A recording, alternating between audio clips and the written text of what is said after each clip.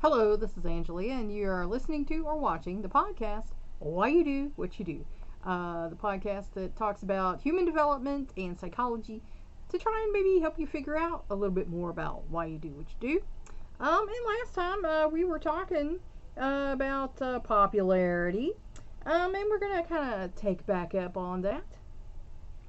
Children's concepts of friendship and the way they act with their friends changes with age, reflecting cognitive and emotional growth. And we know that's true. We were as not good of friends when we were in kindergarten as we got to be when we were in fifth grade, and then, in middle school, and then in high school. Preschool friends play together, but friendships among school age children is deeper and more stable. And like I said, we kind of know that by looking back on our friends and how they were to us and how we were with them. Oh my. Been kind of having a sneezy day. Children cannot be or have true friends until they achieve the cognitive maturity to consider other people's views and needs as well as their own. And unfortunately, there are adults who don't get to this point. But in order to be a good friend, you need to be able to put yourself in other people's shoes, as the saying goes, to see their point of view, and to be able to understand and have compassion and be a good friend to them. Other people have needs. Sorry, it's not all about you. Maybe you didn't know that. I don't know. But there are people like that. And that becomes a problem. And, if there are people who don't have any friends, if they're not excessively shy or have, a social avoidance disorder, there's probably a problem there.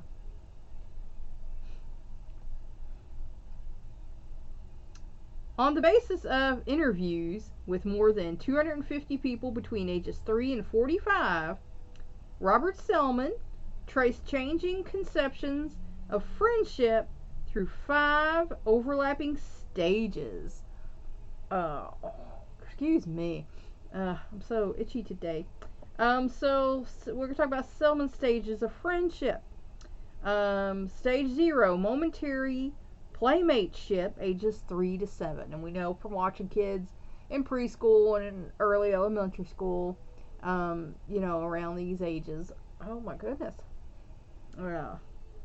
On this undifferentiated level of friendship, children are egocentric and have trouble considering another person's point of view. And that's why little people get in little fights and arguments. They tend to think only about what they want from a relationship. And, when I was teaching preschool, that was the number one thing. Is these kids, it's all about them. And what they wanted. I don't want him to do that. I want him to do this. So it's all about them. And adults have to step in and kind of regulate the relationship. Most wary young children decline their friends in terms of physical closeness and value them for material or physical attributes. So they might not like the kid who's most like them. They might like the kid who's got the best shoes, or who's considered the most attractive, most physically fit kid. Because, they're still very, oh my goodness. Excuse me while I itch here. Still very superficial in who they want as friends. And like a kid might say, she lives on my street, or he has the Power Rangers. And that might be why they like this person for a friend. Stage 1, one-way assistance, ages 4 to 9. On this unilateral level, a good friend does what the child wants the friend to do. So that's what a good friend is judged on. You're doing what I want you to do, so you're a good friend. And the example that she's not my friend anymore because she wouldn't go with me when I wanted to. Or he's my friend because he always says yes when I want to borrow his eraser. So still a little bit of a shallow friendship there. Stage 2, two-way fair weather cooperation, and that's ages 6 to 12. This reciprocal level overlaps stage 1. It involves give and take, but with it still serves many separate self-interests rather than the common interests of the two friends. So as long as they're wanting the same thing, doing the same thing, they're getting along.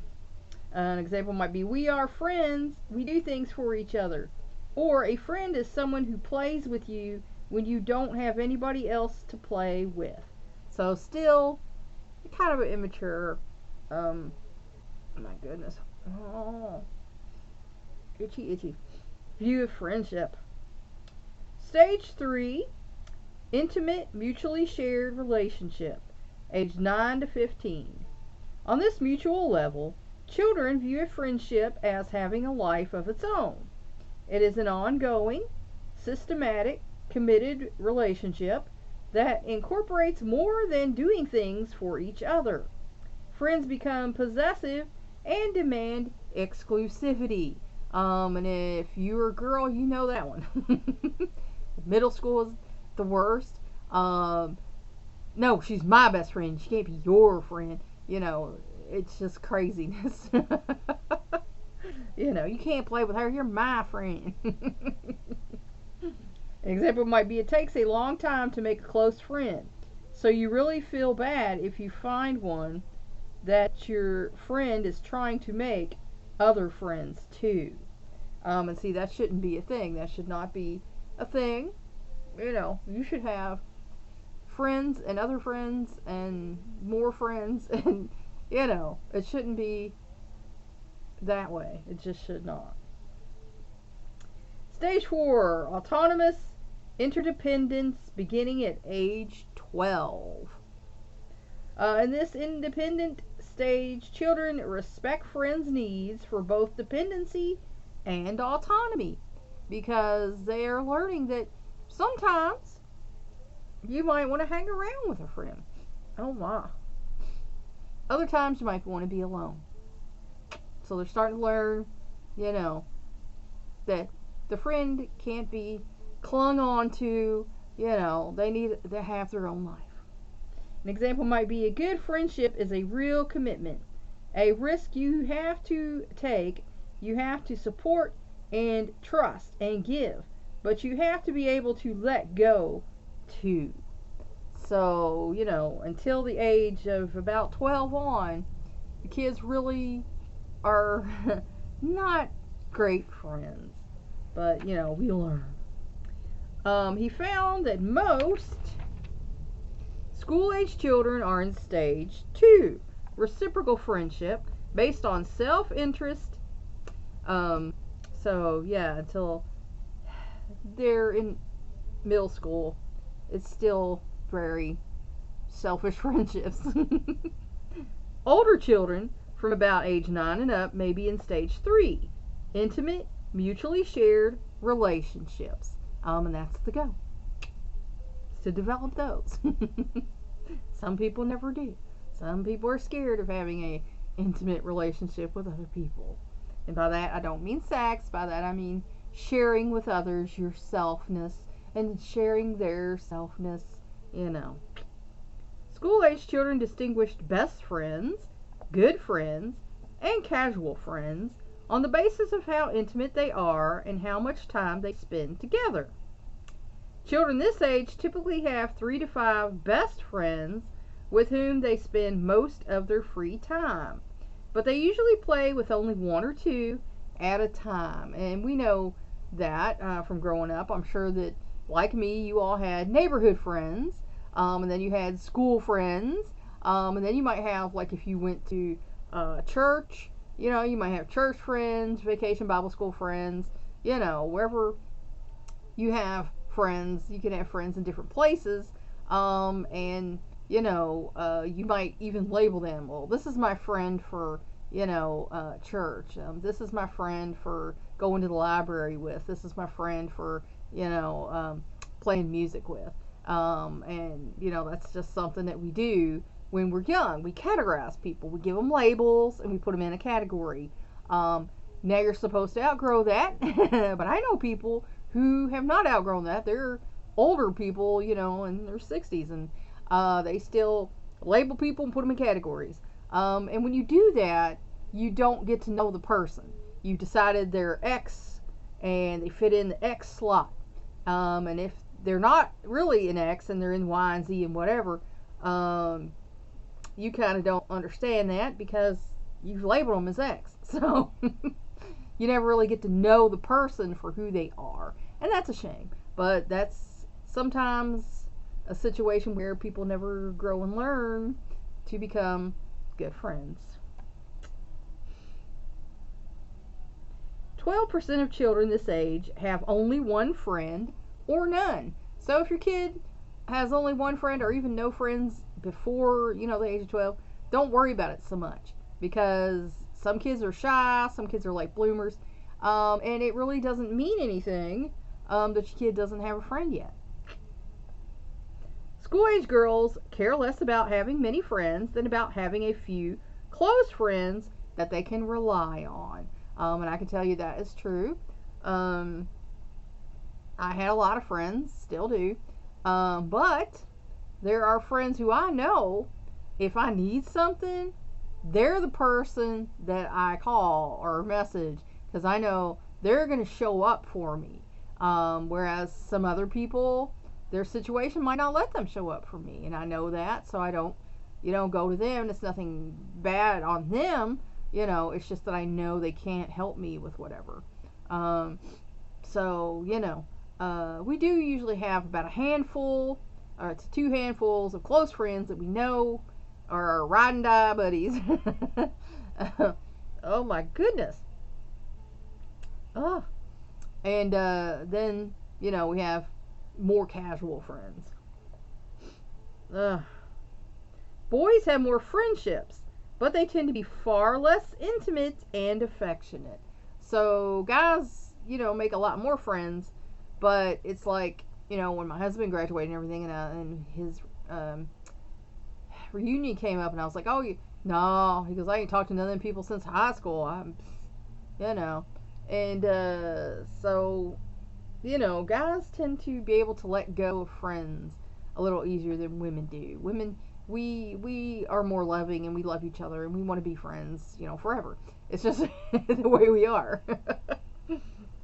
In one study, 56 same-sex threesomes of 3rd, 4th, and 5th graders were observed discussing personal issues, doing a puzzle together, playing a competitive game, and engaging in free play. So, these kids are basically acting like little adults, even though they're doing puzzles and playing games. They're having intimate conversations about their lives, So they're practicing for, when they get a little older. Although intimate sharing was more common among girls and aggressive behavior among boys, there were no differences in responsiveness, dominance, exuberance, or ability to cooperate. So girls and boys are the same on that one. And as they mentioned about the aggressiveness thing, boys are just more aggressive. They're wired that way. They have more testosterone. It's not full on yet. When they get to the teen years, that's when it's going to start kicking in. Excuse me. But girls can be meaner to each other. They really can. Girls are more passive aggressive. They're not overtly aggressive like guys are. They're passive aggressive. They're sneakier about it. And they like sticking little barbs into each other. So that's going on at that age. During the school years, aggression declines and changes in form. Because, like I said, there's going to be aggression. Not everyone's going to get along. And there's always going to be maladaptive kids who are bullies. And then that's something you just have to deal with.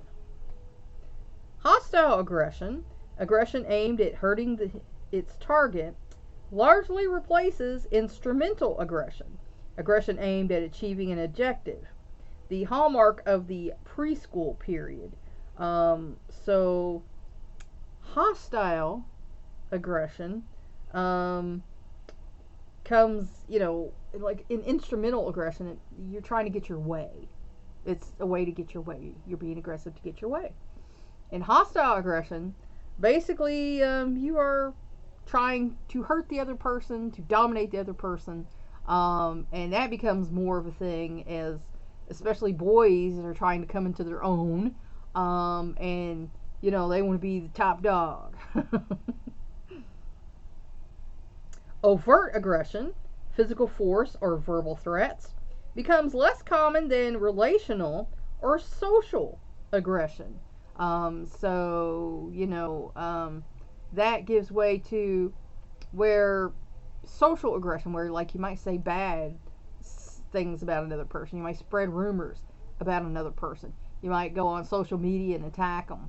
That's a thing nowadays. Wasn't in my history, but it is nowadays. And that takes place of the more physical aggression, because that's more of a passive aggressive thing that they start to figure out. This may take such subtle, indirect forms as putting down or spreading rumors about another person, as well as direct relation, such as not choosing that person for a team. And this can carry over into adulthood. There are still adults who do this to other people, and it's a form of bullying, but it's a more passive form of bullying. And if your kids are doing this, you should step in and say, hey, why are you doing this? This is not a way that mature people behave, and you shouldn't be doing it.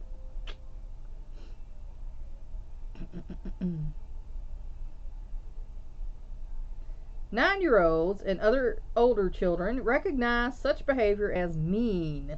So if a 9-year-old can recognize that as mean, then adults should be able to recognize that as mean too. They realize that it stems from anger and is aimed at hurting others. And why do we aim at hurting others? Usually because we're not feeling good about ourselves. We're hurt ourselves, so we want to hurt somebody else. It is not clear whether relational aggression is more frequent among girls than among boys, but its consequences may be more serious for girls, who tend to be more concerned with relationships than boys are. So that passive aggressive, nasty, rumor spreading stuff affects girls more than it affects boys, and it can lead to emotional problems. I mean, we've all seen the news many a time where a child committed suicide because they were bullied, and most time school shooters are not girls, they're most all the time boys. But this kind of stuff leads to problems. So if you see it and you're a parent, step in. If you see it and you're a school teacher, step in. Principal, counselor, step in. Because the problem with why things come to a certain point is because nobody stepped in to stop this thing. Some children do not learn to control aggression. And there are adults who still have that problem. Aggressions tend to be unpopular and to have social and psychological problems, but it is not clear whether aggression causes these problems or is a reaction to them. Because we all know pretty much nobody liked the bullies, except like maybe they had one or two buddies that hung out to watch the drama. They had their own problems. But for the most part, we do not like aggressive people because they are dangerous. In the Bible it says stay away from dangerous fools.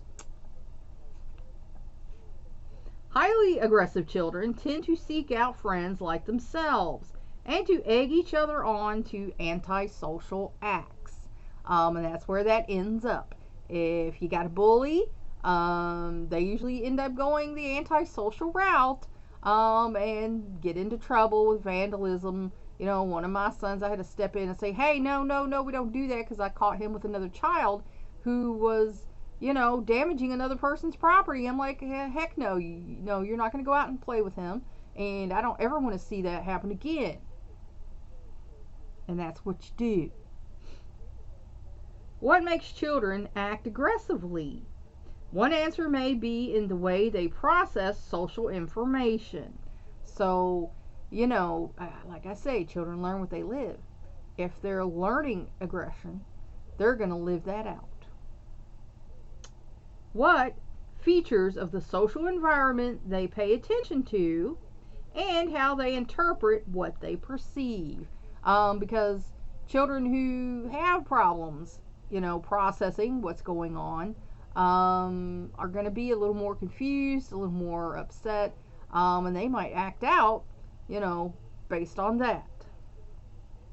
A child who is accidentally bumped in line may push back hard, assuring that the other child bumped her on purpose, when that may not be the case, and I'm sure we've all seen that in schools, and if any of you have taught younger kids, that's it. He pushed me on purpose, and I know he did, This child may be a hostile, also called reactive, aggressor. And one of my children was. They gave him a nickname, the I'm going to get you kid, because anytime somebody did, I'm going to get you. And he went to therapy and, got some med management, because, his was attention deficit disorder. So we got that worked out to where, that's not a thing. Thank heaven that that's not. These children often have a hostile attribution bias or hostile attribution of intent. They see other children as trying to hurt them, and they strike out angrily in retaliation or self-defense. And like I said, that can be a processing problem in the brain, that makes them feel like these hostile kids are out to get them, so they have to defend themselves. Children who seek dominance and control may be especially sensitive to slights,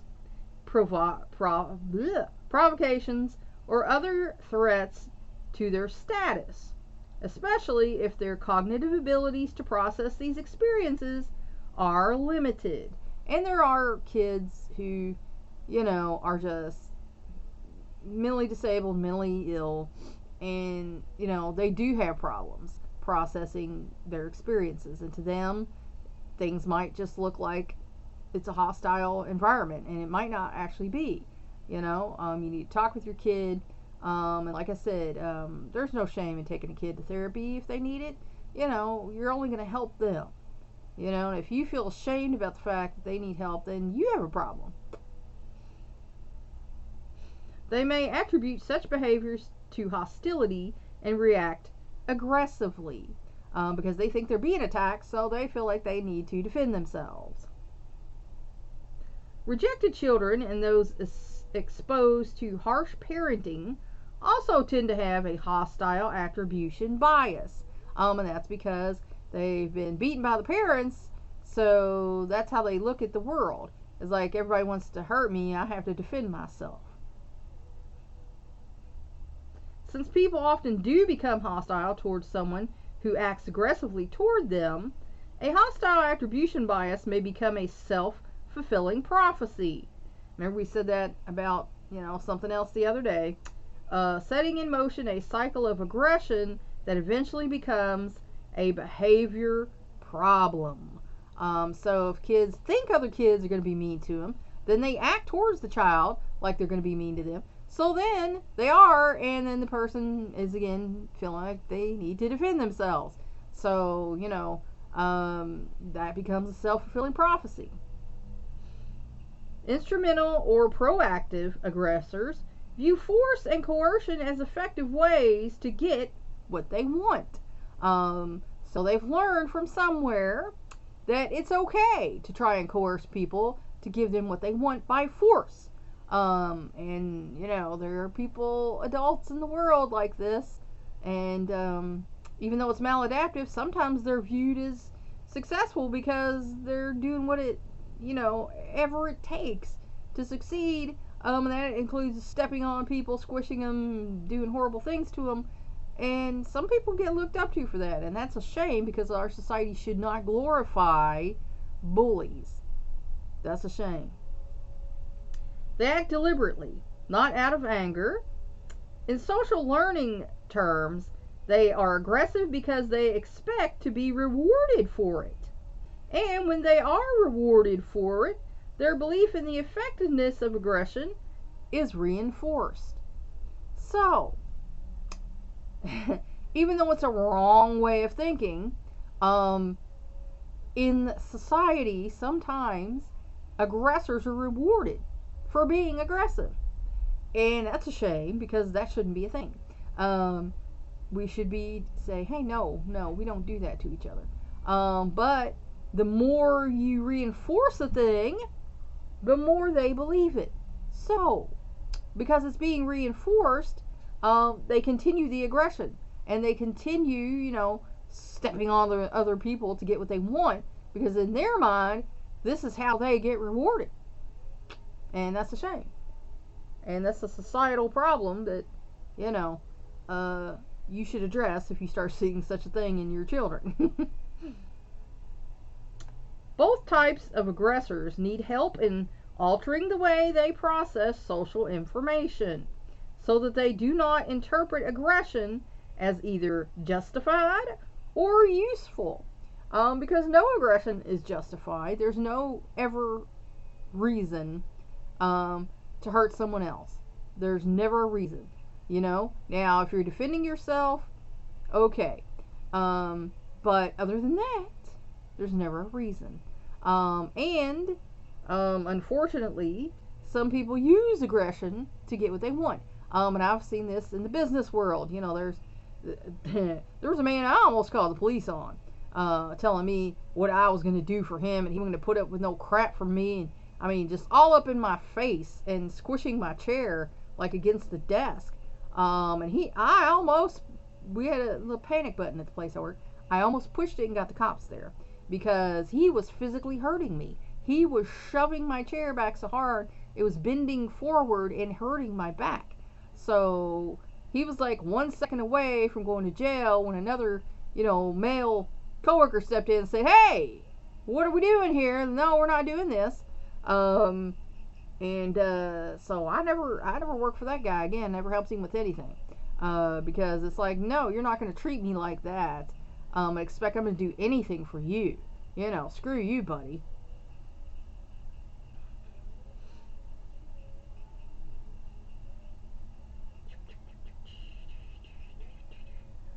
Okay. Adults can help children curb hostile aggression by teaching them how to recognize when they are getting angry and how to control their anger. And that is not something that most people teach. They'll grab the kid, throw the kid in the corner, spank the kid, whatever. But they won't say, "Hey, why are you getting so mad? You don't need to be this mad over that. It's not that big a deal." And then teach them, okay, I want you to go sit in the corner, I want you to count to 10 and calm down. And that's what we should be doing. We should be teaching these children how to live in a society that we want to live in. So if you don't want your child to be aggressive and a bully, you need to teach them that that's not okay. That's why we have so many of those today. Instrumental aggression tends to stop if it is not rewarded. So, like I said, if the kid's aggressive and he feels like he got rewarded in some kind of way by getting what he wants, or people gave him attention, he'll eventually stop if he's not rewarded. But if he gets rewarded by, succeeding or getting attention, oh my, then he's going to think, oh, it was because I was aggressive that I got this. And that's not always the case. More than half, 57%, of U.S. 8 to 16-year-olds have television sets in their bedrooms. And many watch before bedtime as a form of relaxation. And when I was older, my grandma bought us a TV for me and my sister's room, so we watched it. And we always watched TV before we went to bed with our parents. So, that's just a common thing. My kids had a little television in their bedroom. So, U.S. and Canadian children watch television somewhere between 12 and 25 hours a week. In the United States, about 6 out of the 10 programs contain violence, and few show alternatives to violence. And now we had an incident on this in my home. I've talked about it before, and I'll talk about it again.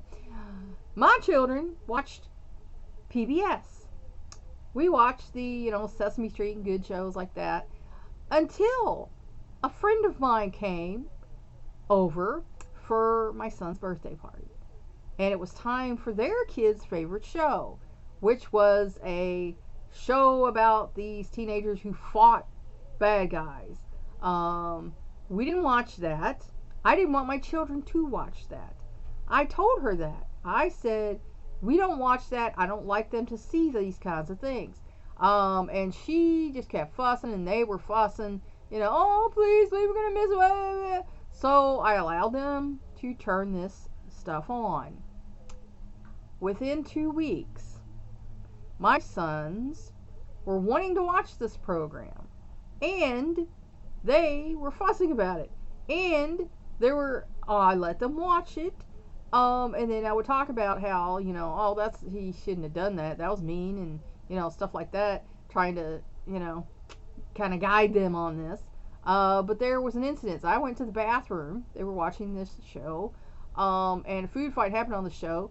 I come out to my living room where I had given my kids a snack. They proceeded to do this very thing in my living room. So then I was mad, needless to say, and I said, "Why would you do that?" "Well, they were doing it on TV. It looked like fun, and they were little kids too. So I said, well, you know what? We're not going to watch that show anymore, for at least 2 weeks. And what we're going to do right now is clean up this mess, because I couldn't believe that this happened. So we went from a difference between these well-adjusted, well-behaved children who watched PBS to these children who were now making like fighting moves and stuff when they played, and having a food fight in my living room because they saw it on TV. So I had personal experience with this, so I can tell you kids will reenact what they see on TV. So you get out of them what you put into them, literally. The worst culprits are movies, including those on premium cable channels, which allow violence 85% of the time. And that's a high thing. And you should not let these ratings on movies are there for a reason. You should not let children watch R-rated movies, PG-13 if they're not over 13. Movies have a rating, 39% of children's programs on British television contain violence, mostly shootings or other physical assaults.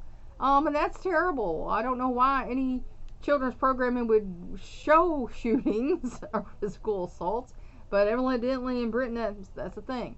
I don't think it's a thing here in America. We're trying a little harder to keep these kids, calm, cool, and collected. And that's where I'm going to leave you for today. So I hope that helped you to figure out maybe a little bit more about why you do what you do. Until next time.